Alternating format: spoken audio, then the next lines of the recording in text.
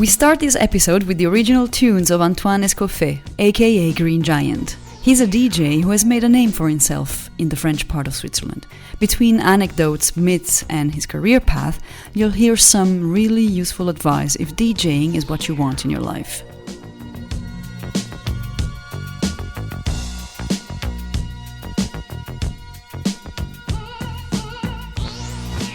So thank you very much, Antoine. So you're a DJ Green Giant. I am very happy to have you on my podcast because you're the first DJ that I interview. I would like to know, how did you become a DJ in the first place? Well, in the beginning, my brother had turntables in his bedroom, and I started to play with his records and with his turntables, and well, yeah, that was the beginning, and it became a bit more serious with the time, but that was it, pretty much. We're talking about what age? I think I was around maybe 15, something like this, yeah. Wow, so you had, it was like your hobby, I guess. You were in your room playing, and are you like self-taught, or did you go to any school to become a DJ? No, at that time I don't think any school existed, but I had some friends who were already DJs, especially one who was like a really, really good DJ at the time. He still is a good DJ, actually. So he taught me a lot, but otherwise it was like self-practice and trying to understand how other DJs were doing things, and especially because it was before the internet.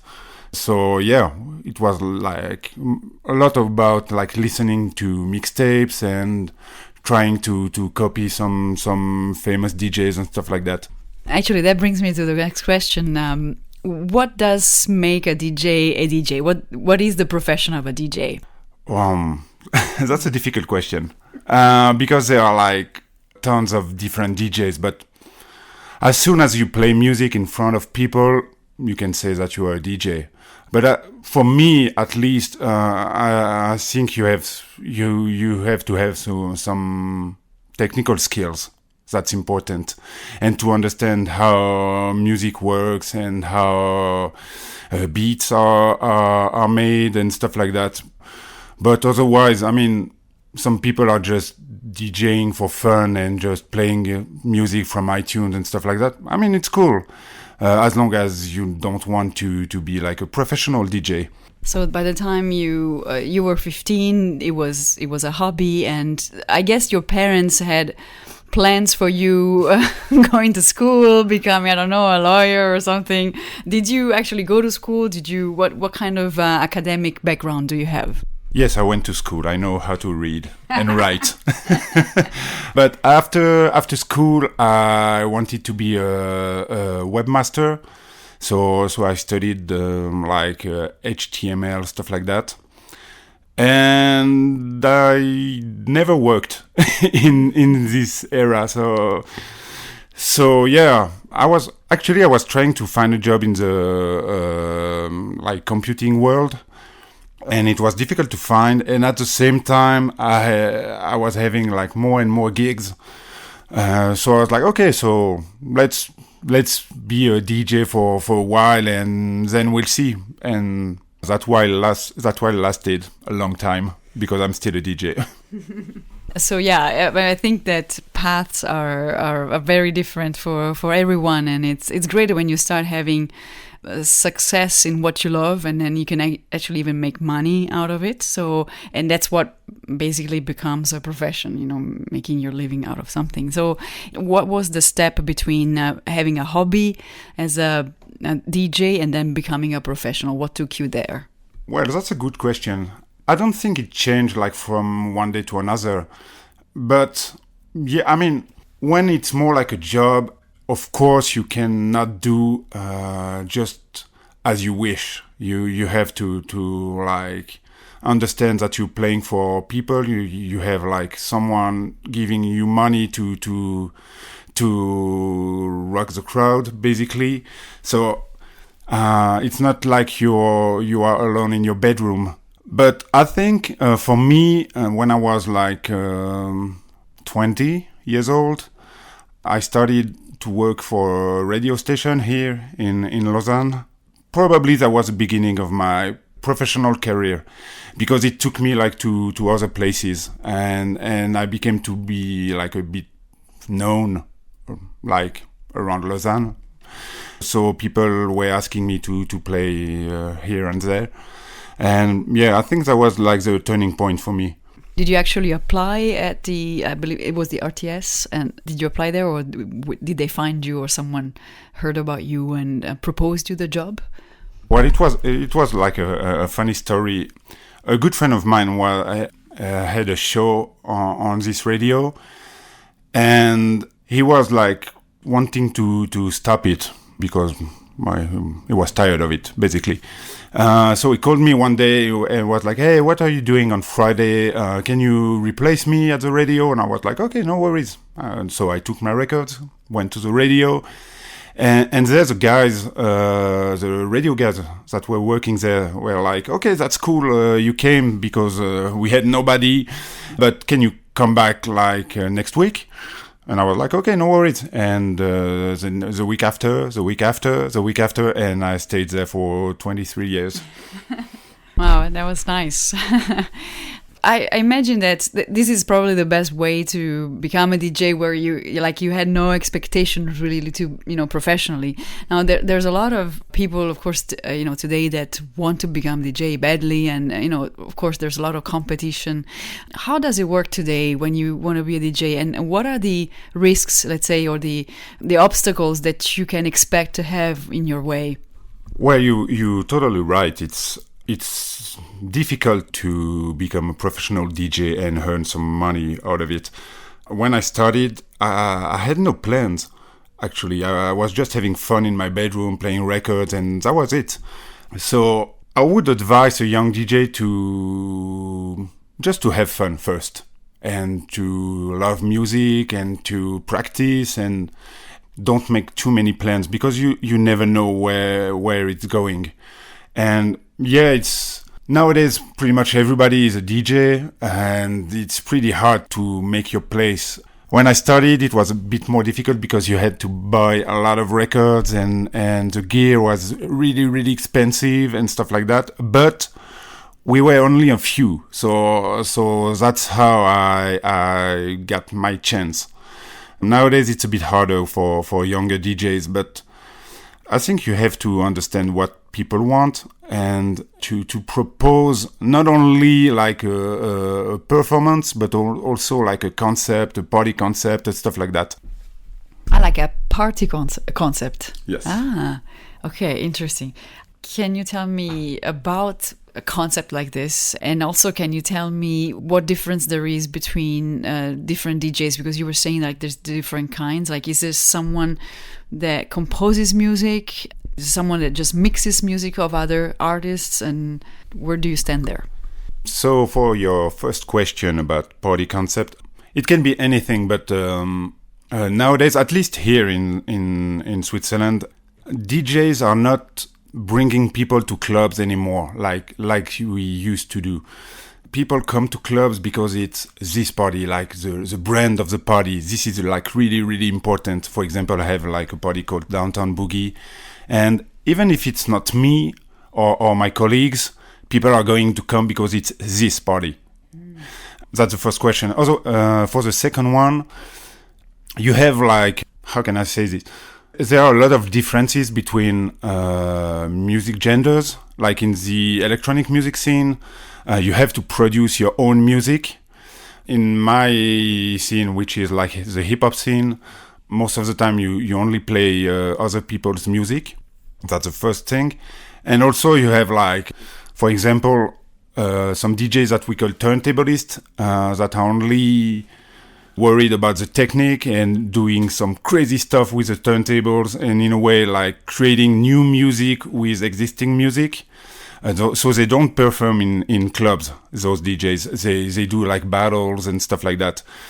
And yeah, we have what we call the bedroom DJ, who only plays music like for himself, and that's fun. And I have no problem with that. I need to precise this. And yeah, otherwise, I mean, DJs are DJs.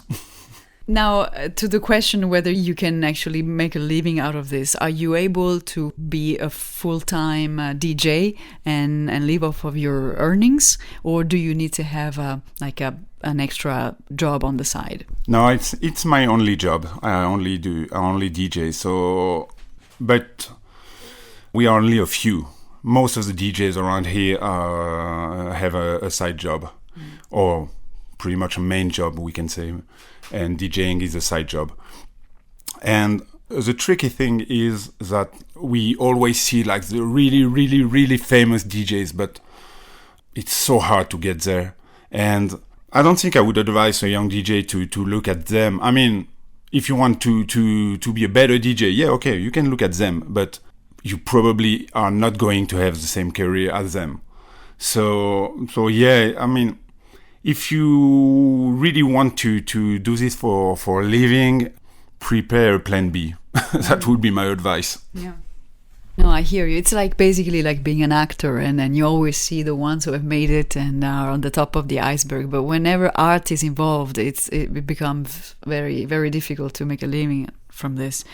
Are there any myths about this career, about the playing as a DJ that you can mention?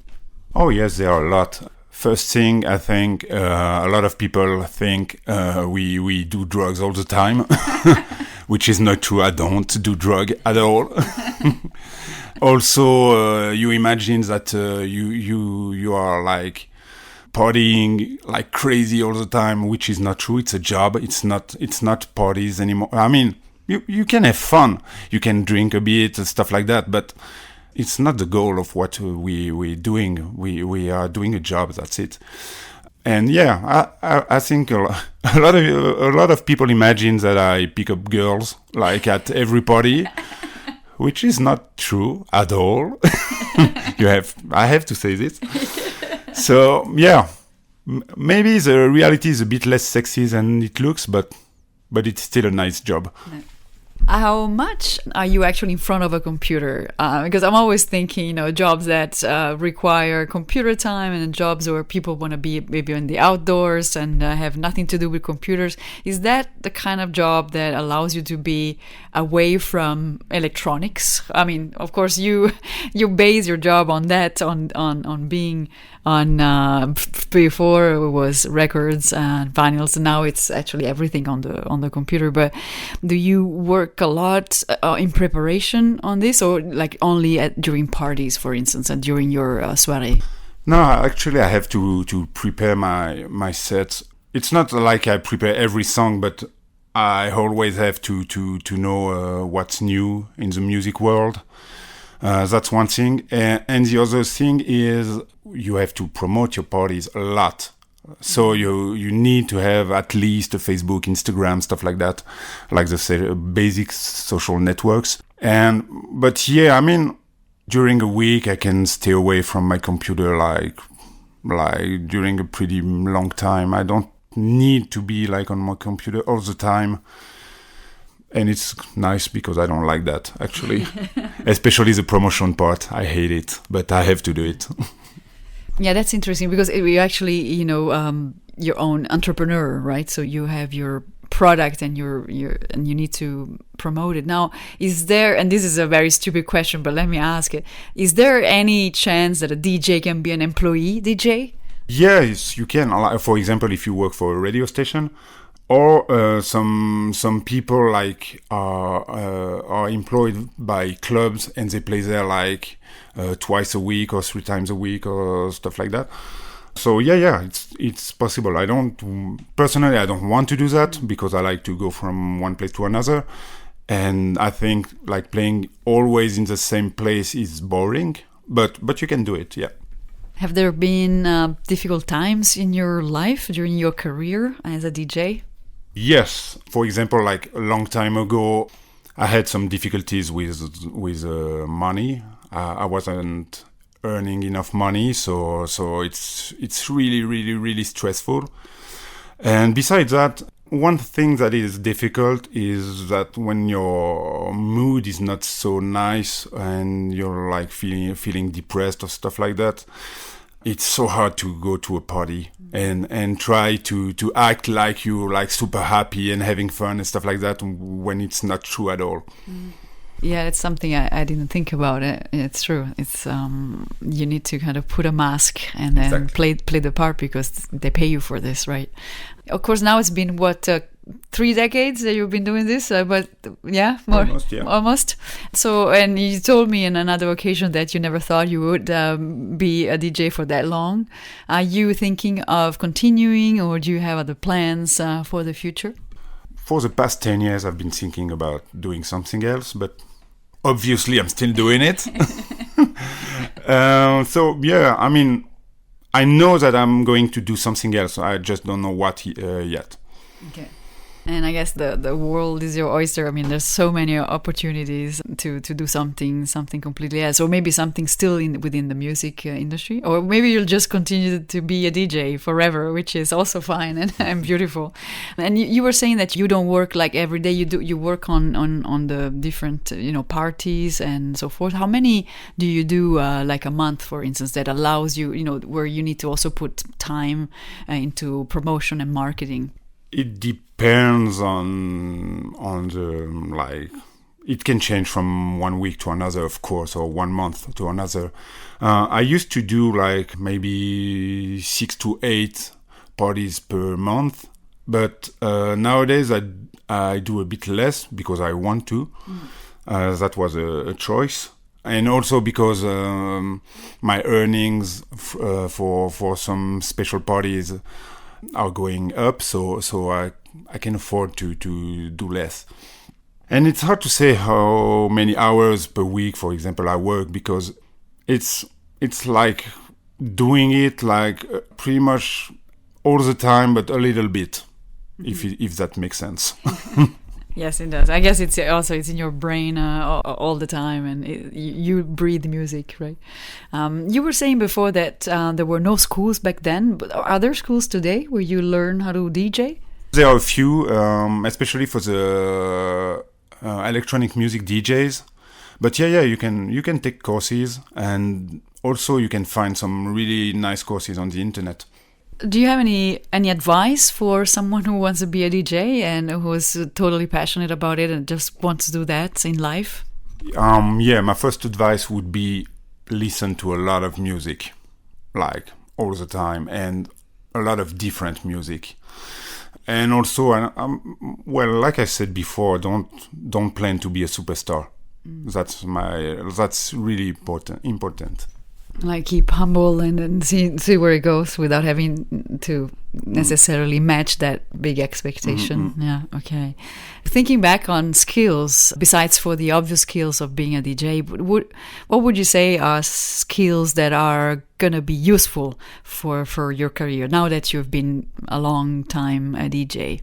I'm talking about soft skills. I would say understanding the music, like how it's created, for example, the most important thing is to be able to count bars, stuff like that. That's the first thing you need to learn. And besides that, it's not that complicated, but you need a lot of practice behind your turntables. Even though it's not complicated, but you have to be comfortable with what you're doing. And there are things that you cannot learn from anyone else. You have to learn it in the clubs, like in front of a crowd, and to see how a crowd reacts and stuff like that. I couldn't teach that, but it comes with experience. Is there a lesson you've learned in the past years that you want to share with me? Something that you say, oh, had I known that before, I could have done this differently. Well, probably stay humble, but believe in yourself. When I was younger, I thought I was like a bad DJ, so I had no ambition, and also I was a bit too shy. So believe in yourself. That's really, really important. Great advice. It's interesting. That's what a lot of people tell me during podcasts. Be persistent, believe in yourself, and you'll make it. It sounds easy, but it's actually not. Mm-hmm. Not easy when you're constantly doubting and say, okay, maybe I'm not good enough. There are others who are better, but then there you go. You've been here for doing this job that many dream of, and you made it. So that's great. So. I would like to ask you, before we end, about an anecdote that occurred in your life that you would like to share. Yeah, a few years ago I was playing in a club in Lausanne, but it wasn't a fancy club, it was more like an underground club. And I was behind the turntables playing, and I see a guy wearing a smoking and carrying a whole bunch of roses, like white roses, coming to me. And I was like, well, what is this guy doing here? And he gave me the flowers. And I was like, what the hell? I'm playing music. It's not like a really nice club. So I just don't get it. And the guy leaves the club without saying a word. I mean, leave the stage, not the club. He stayed in the club, but he left the stage. And I was like, what was that? What just happened? And a bit later, a friend of mine who knew this guy told me that this guy was working in a palace where a girl was having like a birthday party, and he wanted to come after his shift to my party, but was afraid that the club would be packed. And so he took some flowers from the palace, arrived at the entrance, and said to the bouncer, "Okay, I need to give this to the DJ." And that's how he got in for free. And what's funny is that I actually gave you the flowers, so you could have just stopped it there at the entrance, right? And did you keep the flowers? No, I gave the flowers to a lot of people in the room. Okay, that's cool. That's very funny. A funny story. Yeah, what people do to come and see your show, right? That's great. Anything else that you would like to share with us? Well, you were asking me to what kind of music we could play at the end of the podcast.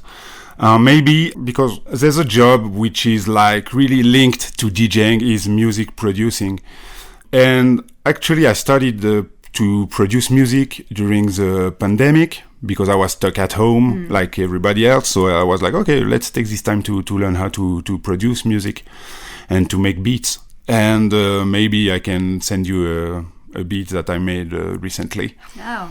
That would be great. And what I'll do is not only we'll use it at the end of the episode, but also I'll put a link so that people can just click on it and then have it and listen to it. Thank you. Thank you so much for being there, Antoine,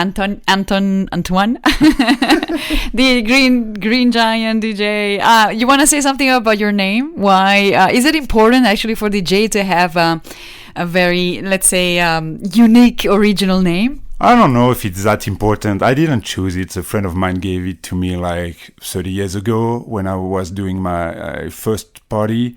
He wrote that name on the flyer, and that's why it's still my DJ name nowadays.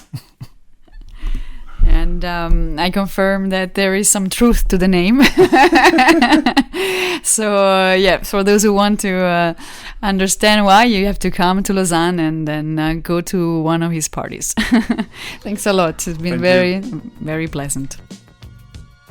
Green Giant started when he was 15 years old with turntables at home.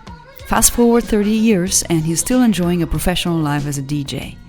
The path isn't always straight and, as he says, you should prepare a plan B. But, like Green Giant, you may never need it.